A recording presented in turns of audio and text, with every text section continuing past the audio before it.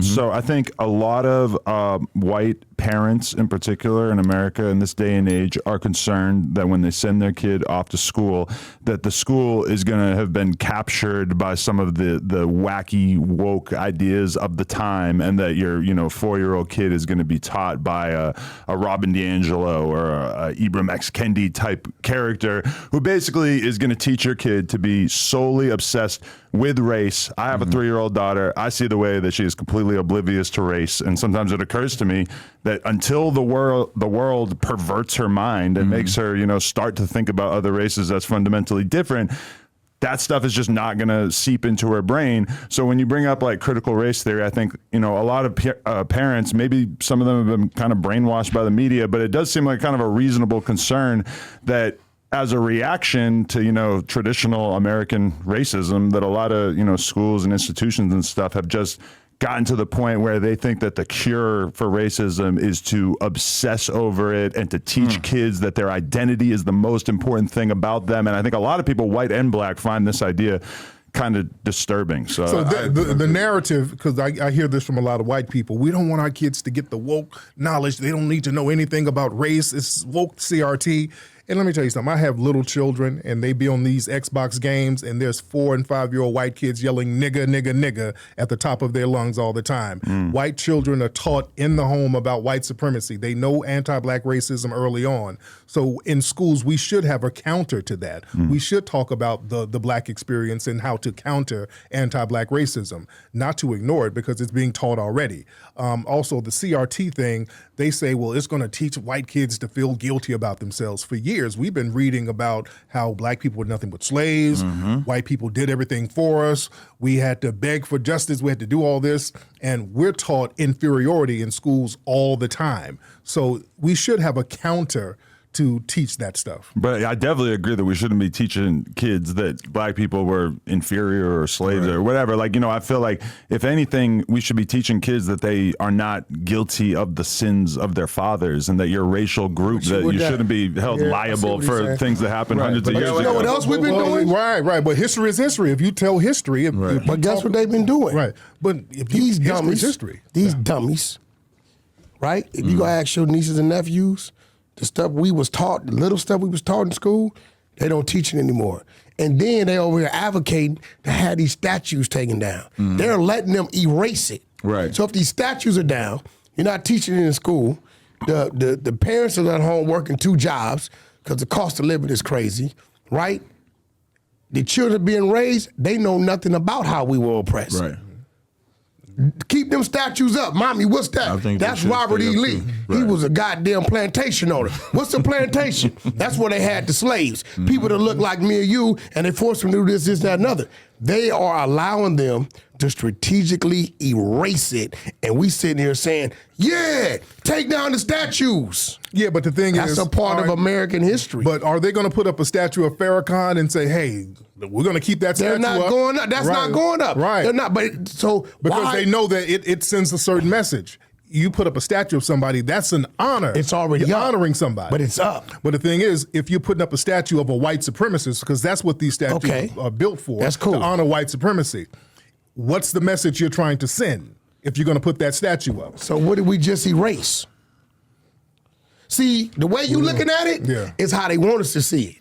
Yeah, we're taking it down, you're right, it's wrong. But now that they took it down, there is never a conversation or a thought to our youth that what this man was, what he represented, because when we're taking it down, we can tell them why we're taking it down. But we we're can not doing that. Well, you know we're not doing that. I agree.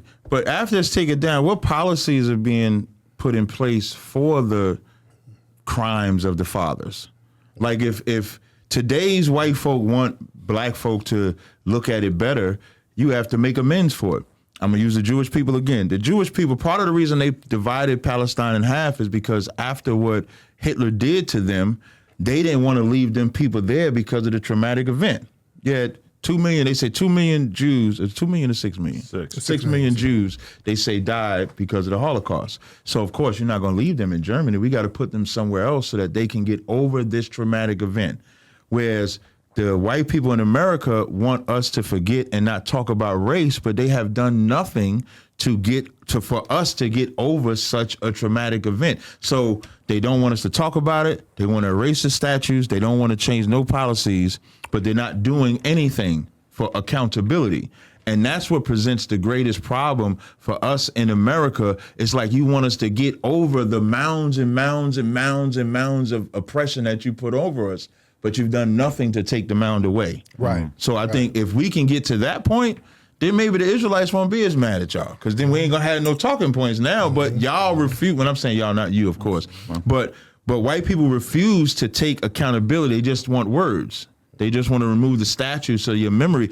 In some history books, they don't call it the transatlantic slave trade. They call it the transatlantic migration. Right. They're trying to. So in a minute, ain't gonna be no slavery. Right. Understand what I'm saying? In a minute, we gonna be battling against we wasn't enslaved in America. It's important to push back on that, because what happens is they start making it seem like, well, slavery wasn't that bad, and not only was it not bad, it helped y'all niggas. Yeah. So it gets into that type of thing, because that's what they're saying in Florida. They're trying to say that we benefited from slavery. Right. You know, so now that gets into dangerous territory. Right. I mean, is it a lie? Wack. But to you with the children, to you with the children. Wack. Wait, before hold on. Hold on. Wack. Is it a lie? Better. Wack, did we say better? Okay, I said, is it a lie? Did we benefit from slavery, Wack? Is it a lie? Did we benefit from slavery, Wack? Slavery was horrific. You explaining, Wack. Listen, a horrific thing that happened to our people. Did we benefit? And I say this, Wack explaining. and I'm talking to the people that are still participating in some of the things I used to participate in. Right.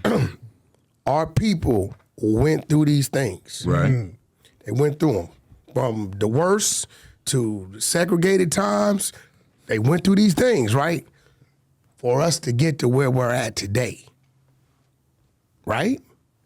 Am I right? They sacrificed. They're sacrificed, right? So, where we're at today, right? You don't think that had to happen for us to get here because of how we was brought here? See, you said we was already here. Yeah, many of us were already here. Okay, so then I guess they kind of took control and did what they wanted to do with us, right? Right. So you don't think all these things had to happen for us to be where we're at today? For you to even have to...